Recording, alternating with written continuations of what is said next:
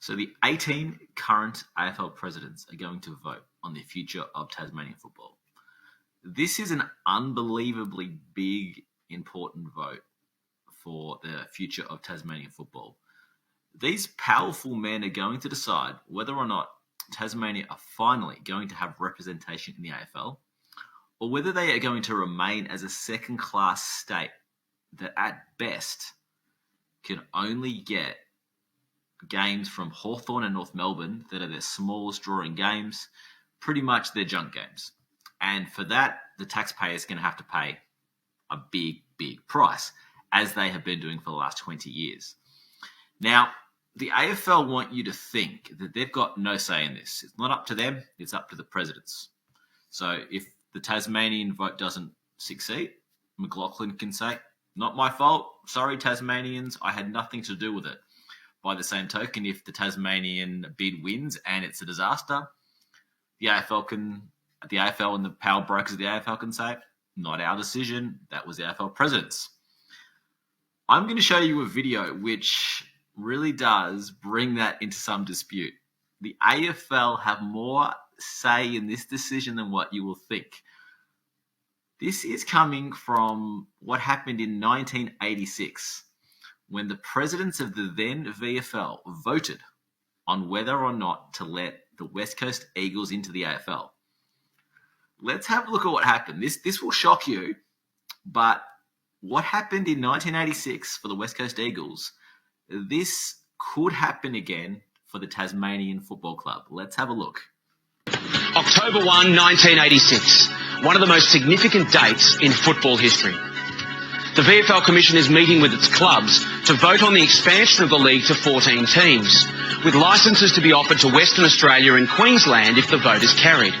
On the same agenda is Fitzroy's fight for survival, and the two are about to become inextricably linked. Halfway through the meeting, it looked as though the Conservative forces were going to carry the day and prevent this new national competition from starting up. So Graham Samuel, who was one of the shrewdest commissioners of the VFL back then, called an adjournment. They got Leon Weigard, the chairman of Fitzroy, in a side room. He was told that he was going to get $666,000, which would probably keep the Fitzroy Football Club alive if his vote was positive. And the board meeting was reconvened, and Leon voted in favour, and the vote was 175, and that's how the national competition came into play. Straight away, the Conservatives in that room exploded, accusing the VFL of having bought the vote of Fitzroy. And in a way, they probably had, but there was really no choice for Fitzroy but to go down that path.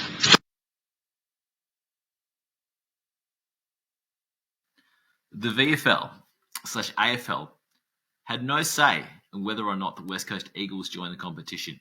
It was up to the presidents. Give me a break. The AFL was running that show. The presidents were used as a way of deflection. The AFL wants the public to think that it's the presidents that decide which clubs come in and which clubs don't. That way, the people that are going to be angry at the club being allowed in or not being allowed in will then be angry at the presidents, not the AFL.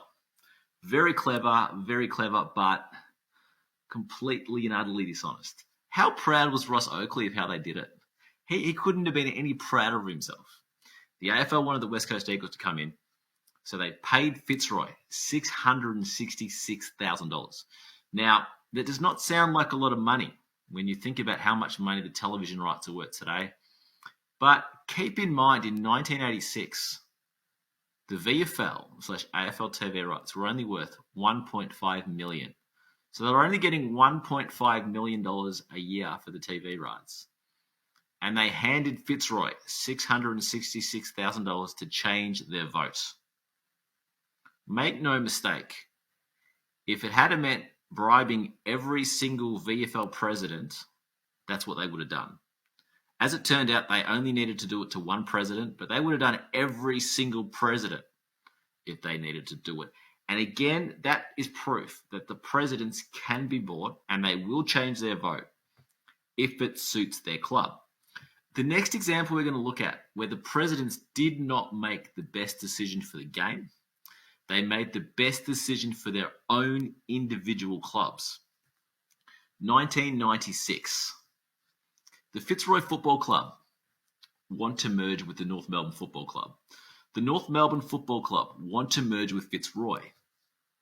These two clubs are within about 20 minutes of each other. There's only one problem.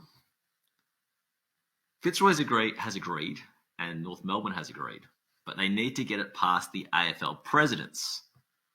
Now, if the AFL presidents were thinking, what's the best thing for the Fitzroy Football Club? What's the best thing for the North Melbourne Football Club?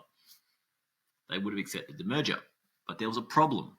North Melbourne in 1996 was the best team in the AFL.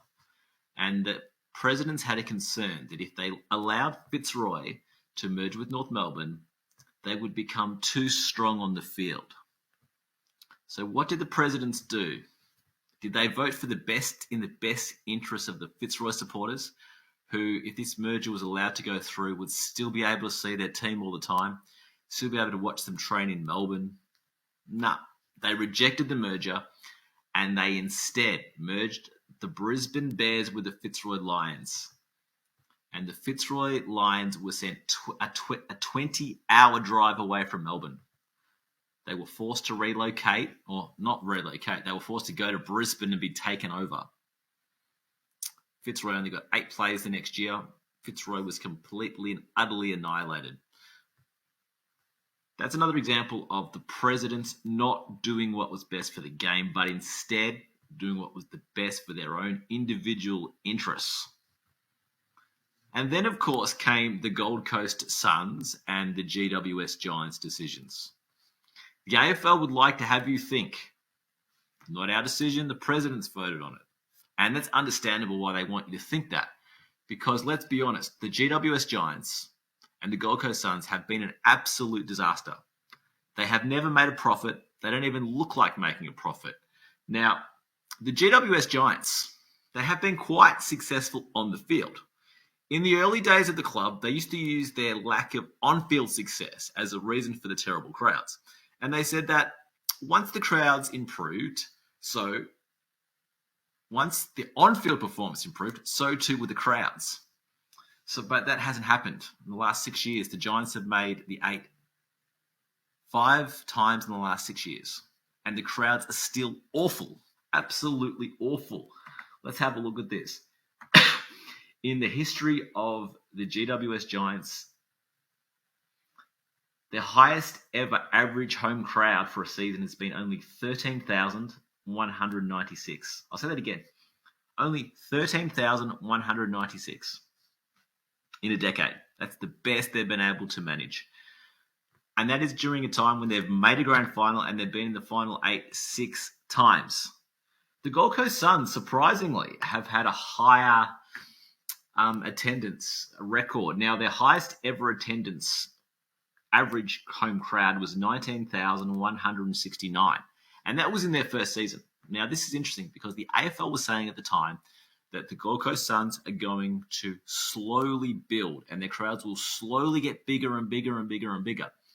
The reverse of that has happened. Their crowd started off quite well with an average crowd of 19,169, and they've just gone into decline. The last year before COVID, their average home crowd was 11,417. So they've gone from 19 to 11. The exact opposite of what the AFL told you was going to happen. But the AFL can now throw their hands in the air and say, don't blame us, blame the presidents. The presidents decided to allow the Gold Coast Suns and the GWS Giants to enter the AFL. But this leaves me very, very concerned, and I don't think the Tasmanian Football Club are going to win this vote, because the AFL presidents are going to look at it and say, how will this benefit us? And if it doesn't benefit them, they're going to vote against it. Going on the history of how the presidents have voted in the past, they're not going to do what's best for Tasmanian football. They're going to do what's best for their own individual AFL clubs. And now, let's have a look at some of the clubs here. You've got Hawthorn. They don't want Tasmania to get allowed into the AFL because they want to keep getting money off the Tasmanian taxpayer for playing games there. The North Melbourne Football Club are the same. They want to keep playing games in Tasmania and having the taxpayer pay for that. And then you've got the other teams. You're going to have teams that are down on the ladder. If you allow the Tasmanian team to come in, they might get some of our draft picks. We don't want that. They saw that with the Suns and the Giants. The teams that finished at the bottom of the ladder didn't get the top draft picks anymore because all those draft picks were going to the Giants and the Suns. And this meant that these clubs stayed down for longer. This policy of having presidents vote on whether or not Tasmania can get a team is wrong. I don't know how anyone can think it's a good idea if the presidents had a history of voting for what was the best thing for the game, then that would be okay. But they don't. There's example after example after example of presidents voting in their own interests and not in what is best for the AFL and the game as a whole. Now, in the link below, I've left a link to that bit of footage where you can see the whole show. It's the story of the West Coast Eagles and how they were formed. It debunks many of the myths too about it's going to take 5 years to set the team up. The West Coast Eagles were set up in 160 days. The Adelaide Crows were set up in a very similar amount of time. I think it was about 4.5 months. It doesn't take 5 years to set up a new AFL team. The fact that they're saying it'll take 5 years shows that they're not keen on a Tasmanian team and they're looking for reasons to not allow them in. They're going to use things like stadiums. They're going to say that the stadiums in Tasmania are not up to AFL standard. Therefore, they need 4 years to build a new one. But right now, actually today, there's an AFL final being played in Launceston. If the Tasmanian ground in Launceston is good enough to host an AFL final, why on earth would it not be good enough to host Tasmanian games? It makes no sense.